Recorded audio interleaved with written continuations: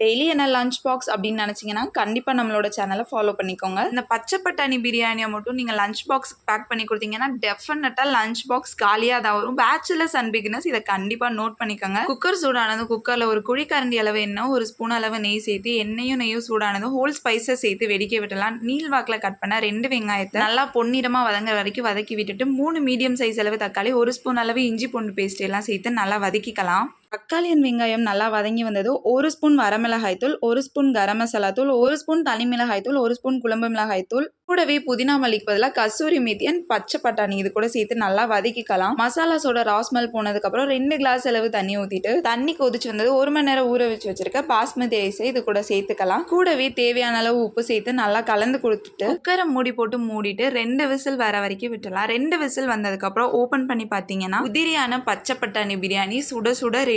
Recipe பிடிச்சிருந்தா கண்டிப்பாக save பண்ணி வச்சுட்டு ட்ரை பண்ணுங்க. தொடர்ந்து வீடியோ பார்க்க நினச்சிங்கன்னா கண்டிப்பாக நம்ம பேஜை ஃபாலோ பண்ணிக்கோங்க. கண்டிப்பாக ட்ரை பண்ணி பாருங்க கியூட்டீஸ், அல்ட்டியாக இருக்கும்.